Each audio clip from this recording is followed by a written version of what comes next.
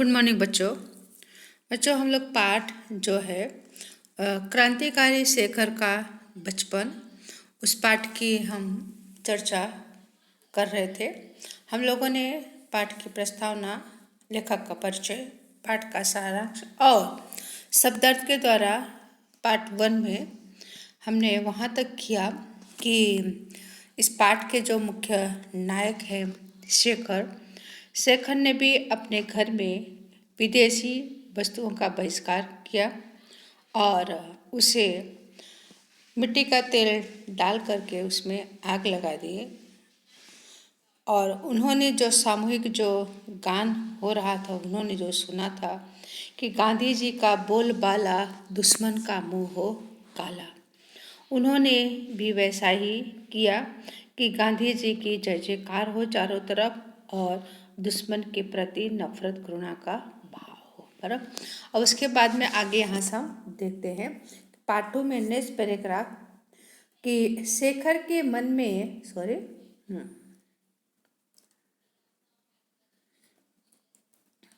कि शेखर के मन में विदेशी मात्र के प्रति घृणा हो गई। घृणा ने नफरत, बराबर, कि विदेशी वस्तुओं के प्रति क्या उनके मन में हर एक के प्रति नफरत और घृणा। उसने देखा कि हमारी नस नस में विदेशी का प्रभुत्व ही नहीं, आतंक भरा हुआ है। कि हमारी नस नस में क्या है? विदेशी का प्रभुत्व, प्रभुता ने अधिकार, आतंक ने भय डर। यानी कि शेखर के घर में जो बचपन का जो माहौल था वो विदेशी वस्तु, अंग्रेजी भाषा का भी महत्व था और इनके घर में सभी लोग अंग्रेजी में बातचीत किया करते थे। कि जिससे मतलब कि ये भी उनके घर में कैसा माहौल था कि नस नस मैंने रोम रोम में क्या था? विदेशी का अधिकार था। विदेशी वस्तुओं ने बराबर इनके घर पर पूरी तरह से अपना आधिपत्य जमा लिया था। उससे पुरानी बातें भी याद आई और नई भी। वह देखने लगा। उसे यह भी ध्यान हुआ कि पिता उसे घर में भाइयों से अंग्रेजी में बात करने को कहा करते हैं। यानी कि इनके जो बड़े भाई थे, शेखर के जो बड़े भाई थे, उनको अंग्रेजी आती थी और इनके पिता भी इन पर क्या बहुत दबाव डालते थे कि अपने भाइयों के साथ क्या अंग्रेजी में बात किया करो।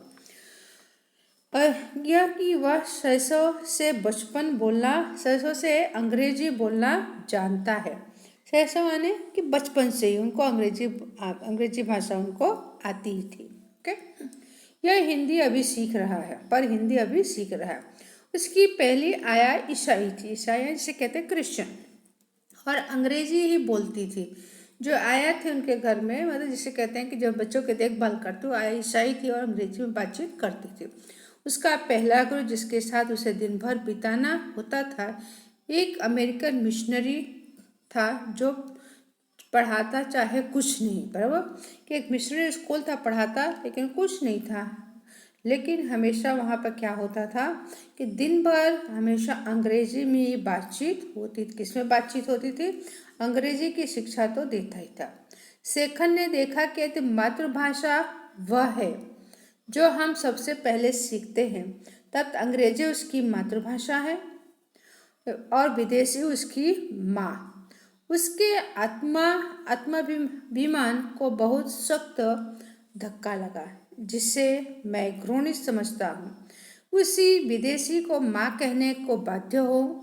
उसने उसी दिन से बड़ी लगन से हिंदी पढ़ना आरंभ किया और चेष्टा से अपनी बातचीत में अंग्रेजी शब्द निकालने लगा। अपनी आदतों में से विदेशी अभ्यासों को दूर करने लगा। कि हमने देखा कि पहले शेखर ने अपने घर से क्या विदेशी वस्तुओं को भी बहिष्कार किया, बराबर, उसे आग लगा कर उसको जला दिया।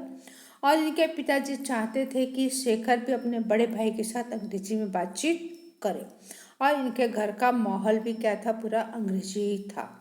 और शेखर की जो बचपन से देखभाल जो करती थी वो ईसाई मिशनरी आया थी और वहाँ का स्कूल जो था पढ़ाता कुछ नहीं था, लेकिन अंग्रेजी में बातचीत होती थी। इससे शेखर ने देखा कि मातृभाषा वह है तो अंग्रेजी उसकी मातृभाषा है, विदेशी उसकी माँ हुई। तो यह जब उसे बात को समझ में आया, बराबर, तो मातृभाषा ने अपने घर में बोली जाने वाली भाषा कि वो हमेशा अंग्रेजी भाषा में बातचीत करता था, उसकी वो मातृभाषा नहीं थी। और मातृभाषा तो वो है तो विदेशी उसकी माँ हुई, अंग्रेजी विदेशी भाषा है। तो उसके आत्मा स्वाभिमान को क्या हुआ, बड़ा ठेस पहुंचा, उसको धक्का लगा। बराबर, यानी कि उसके हृदय पर, मुलायम कोमल हृदय पर क्या धक्का सा उसे लगा, उसे कभी सोचा भी नहीं था। जिसे मैं घृणित समझता, उससे नफरत करता हूँ, उसी विदेशी को माँ कहने को मैं बाध्य हूँ, बाध्य ने मजबूर, विवश। और फिर उसने क्या किया कि लगन ने इच्छा, अपने भाव से अंदर से उसको इच्छा हुई हिंदी पढ़ने का, और उसने हिंदी पढ़ना शुरू भी किया और हिंदी भाषा में वो बातचीत भी करने लगा। बराबर, और विदेशी अभ्यास को दूर करने लगा कि धीरे धीरे वो हिंदी पढ़ने लगा, और हिंदी पढ़ते अभ्यासों ने प्रैक्टिस करने लगा। वो धीरे धीरे प्रैक्टिस करने लगा कि अपने बोलचाल की भाषा, अंग्रेजी भाषा कि धीरे धीरे वो नाबूद करने लगा। ओके, उसके बाद फिर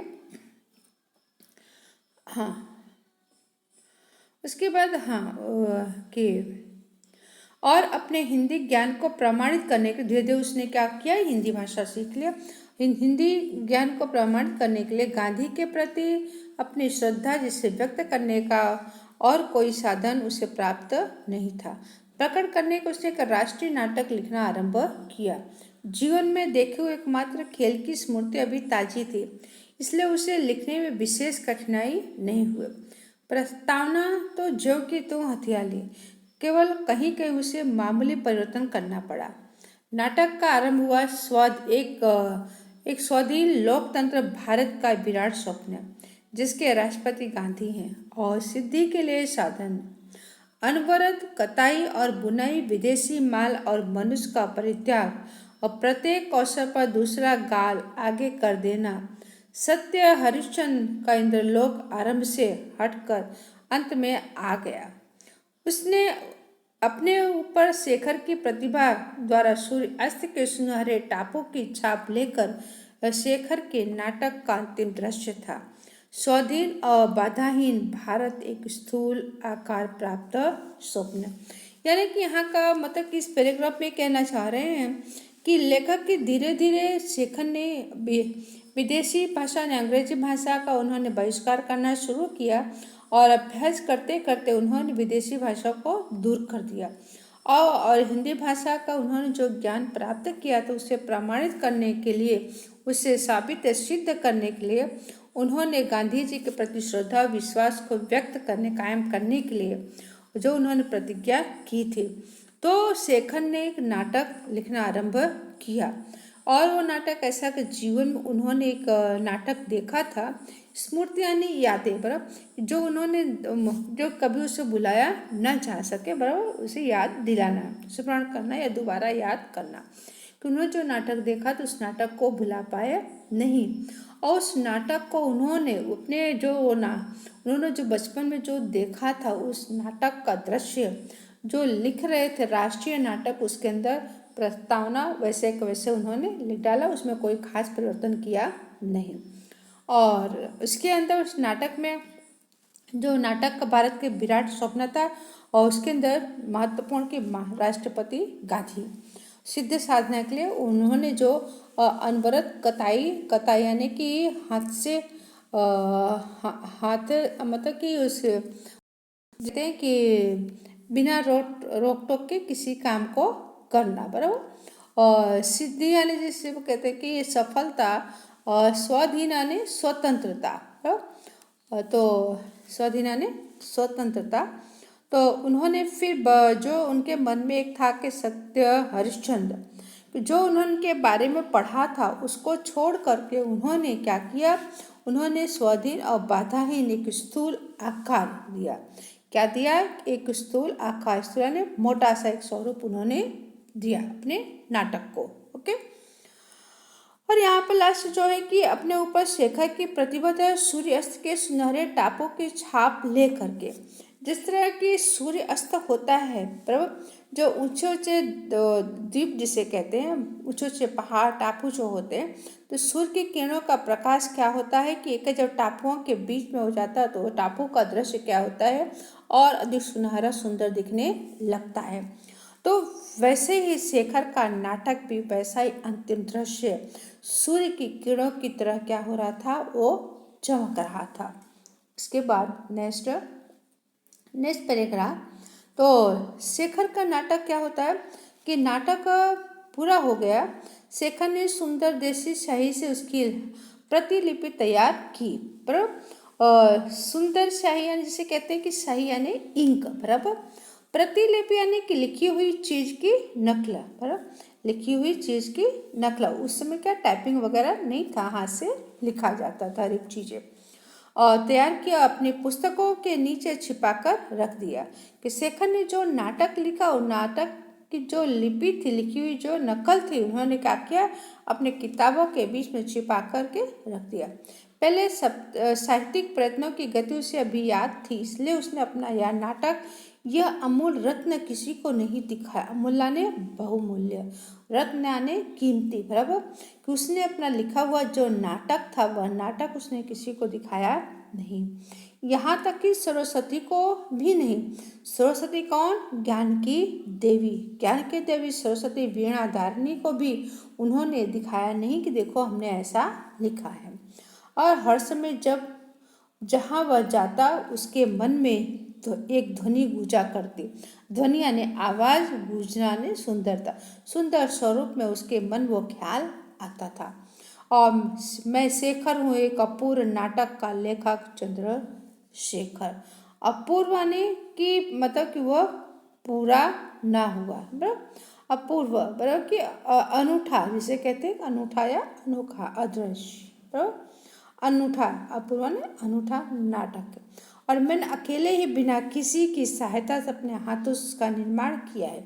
कि जो नाटक, सुंदर नाटक जो मैंने लिखा है, 100 दिन बाधाहीन भारत के विराट स्वरूप, तो उसमें मैंने किसी की मदद नहीं ली है। वह नाटक मैंने खुद ही अपने आप लिखा है, बराबर। तो ऐसा चित्र हमेशा जहाँ भी शेखर जाते तो उनके मन में, दिमाग में वो चित्र हमेशा गुजा करता, तो उसे उनको हमेशा याद आता था। और एक दिन शेखर के पिता एक दिन के दौरे पर जा रहे थे। दौरे यानी किसी काम को लेकर के वो भ्रमण करने या जा रहे थे, घूमने जा रहे थे, और शेखर साथ था। तो बांकीपुर स्टेशन पर सामान रख करके पिता पुत्र वेटिंग रूम के बाहर टहल रहे थे। शेखर कुछ आगे, पिता कुछ पीछे, और पिता और पुत्र में बनती नहीं थी, इसलिए कि रेलवे स्टेशन पर सामान रख करके दोनों वहाँ पर प्लेटफॉर्म पर पिता पुत्र टहल रहे थे आगे पीछे। पास से एक लड़का आया और शेखर की ओर उन्मुख होकर अंग्रेजी में बोला। क्या होकर के? उन्मुख यानी उत्सुक होकर के वो बोला, तुम्हारा नाम क्या है? शेखर ने सिर से पैर तक उसे देखा। मुहावरा है, सिर से पैर तक देखना, बड़े ध्यान से देखना, बराबर। वाक्य प्रयोग आप करेंगे। लड़का एक अच्छा सा सूट पहने था। कौन सा लड़का? जो आकर के शेखर को पूछता तुम्हारा नाम क्या है, वह लड़का। सिर पर अंग्रेजी टोपी और उसके स्वर में अहंकार, अहंकार यानी घमंड। उसकी आवाज में क्या था? एक तरह का घमंड था। शायद वह अपने अंग्रेजी ज्ञान का परिचय देना चाहता था। कुछ बालक को अंग्रेजी का ज्ञान होगा तो अपना अंग्रेजी का परिचय देना चाहता था कि मेरे जैसा अंग्रेजी किसी को आता नहीं है। शेखर को प्रश्न बुरा और अपमानजनक लगा। जो आकर पूछता तुम्हारा नाम क्या है, लेकिन उसके प्रश्न का उत्तर वो देते नहीं है, फिर भी उसके प्रश्न के उत्तर सुने अपमानित होना पड़ा, कुछ बोले नहीं। कुछ इसलिए भी नहीं दिया कि पीछे पिता थे और पिता की उपस्थिति यानी हाजिरी में बात करना वो झिझकते थे।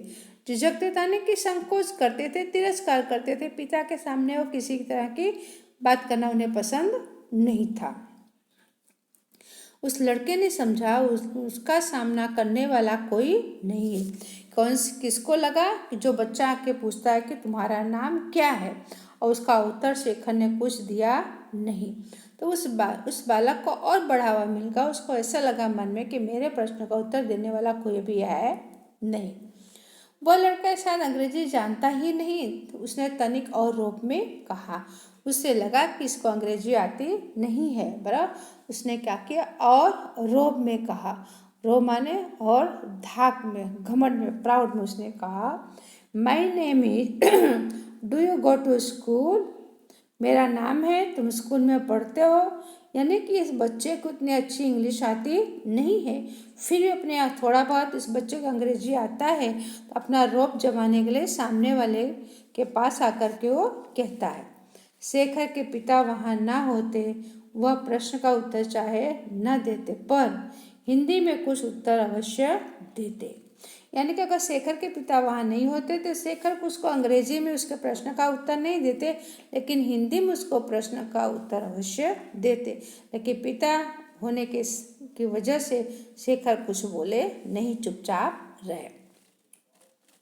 उसके मन में यह संदेह भी रहा, संदेह ने शक, कि वह लड़का शायद कुछ पाठ ही दोहरा रहा है। शेखर को लगा कि यह लड़का जो कुछ पढ़ाई के बारे में वो रिपीट कर रहा है, दोहरा रहा। अंग्रेजी उतनी जानता नहीं, पर उसने घृणा से उस लड़के की ओर देखा, उत्तर कोई नहीं दिया। कि जो लड़का, उसको उतनी अच्छी अंग्रेजी नहीं आती थी, फिर भी शेखर गुस्से से उस बच्चे को देखता है, लेकिन उस बच्चे को कोई जवाब दिया नहीं। पिता के कुद्र स्वर ने कहा, शायद उस लड़के को जताने के लिए कि मेरा लड़का अंग्रेजी जानता है, जवाब क्यों नहीं देते। यानी कि वो लड़का वहाँ खड़ा था, उनके पिता को बड़ा गुस्सा आया, कुदरा ने क्रोधित हुए, तो कहें कि अरे भाई, तुम उस लड़के को उसके प्रश्न का उत्तर क्यों नहीं दिए। यानी पिता भी बताना चाहते थे कि मेरे बेटे को अंग्रेजी आती है, लेकिन शेखर ने अंग्रेजी में जवाब नहीं दिया, एक शब्द भी शेखर बोले नहीं। उसके बाद शेखर और चिढ़ गया ने उसको और गुस्सा आया, चिढ़ना ने और उसको गुस्सा आया, और फिर चुप हो गया। वह लड़का मुस्कुराकर आगे बढ़ गया। वो लड़का फिर वहाँ रुका नहीं, वो चला जाता है। पिता के कहने के बावजूद भी शेखर कोई जवाब देते नहीं है, और वहाँ से वो लड़का मुस्कुराकर चला जाता। पिता ने कहा, इधर आओ। शेखर उनके पीछे पीछे वेटिंग रूम में गया, तो पिता ने उसका कान पकड़कर पूछा। किसका कान पकड़ा? शेखर का। जवाब क्यों नहीं देते? मुंह टूट गया है। मुंह टूटना ने तुम्हारे मुंह में जबान नहीं है, तुमने उसके प्रश्न का उत्तर क्यों नहीं दिया? तो भी जब पिता उनका कान पकड़ते हैं, कान उनका खींचते हैं, बराबर उनको डांटते डपटते हैं, फिर भी शेखर एक शब्द बोलते नहीं है। और इतने में तभी क्या, ट्रेन आ गई, और शेखर कुछ उत्तर देने से या उत्तर न देने की गुस्ताखी करने से बच गए। गुस्ताखी यानी कि जिसे कहते हैं कि बेअदबी, अशिष्टता का व्यवहार, बराबर कि पिता के सामने कुछ बोलते, ऐसा उन्होंने कुछ ऐसा व्यवहार गलत किया नहीं, और उससे वो बच जाते। क्यों बच जाते? क्योंकि एकाएक ट्रेन आ जाती है और फिर वो ट्रेन में चढ़ने लग जाते। दूसरे दिन घर पर पिता ने माँ से कहा, हमारे लड़के सब बुद्धू हैं। बुद्धुआ ने सब ज्ञान होते हुए भी सब अज्ञानी बने हुए हैं, किसी के सामने बोल नहीं निकलता। शेखर ने सुन लिया, और जब शेखर के पिता ने घर पे आकर शेखर की माँ से शिकायत करते हैं कि हमारे बच्चे बुद्धू हैं, किसी के सामने इनकी जबान खुलती नहीं है, और यह बात शेखर ने सुना, तो शेखर को अच्छा लगा नहीं, क्योंकि शेखर नहीं चाहते थे कि अंग्रेजी बच्चे का उत्तर अंग्रेजी भाषा में दे। अगर उनके पिता नहीं होते तो उसका उत्तर वो हिंदी भाषा में भी दे सकते थे। तो बच्चों, यहाँ पर जो शेखर ने क्या किया, विदेशी वस्तुओं का भी बहिष्कार किया और अंग्रेजी भाषा का भी बहिष्कार उन्होंने किया, और वो अपने जीवन में हिंदी भाषा को धीरे धीरे बढ़ावा देने लगे। हिंदी भाषा उन्होंने पढ़ना लिखना और उन्होंने लिखना भी बहुत शुरू किया। उन्होंने उपन्यास, नाटक, कहानियाँ इत्यादि उन्होंने लिखा है। तो बच्चों, जो क्रांतिकारी शेखर का जो बचपन है, वह एक जीवनी उपन्यास में से पहला भाग हमारे सामने रखा, जो हमने पढ़ा है, और इस पाठ की चर्चा यहाँ पर समाप्त हुई। और आपको शब्दार्थ और मुहावरे आपको लिख करके PDF बनाकर भेजूँगी, उसे अपने नोट में आप डालिएगा। और धन्यवाद। यहाँ पाठ की चर्चा समाप्त हुई, और आने वाले समय में इस पाठ के प्रश्नों की चर्चा करेंगे। Thank you.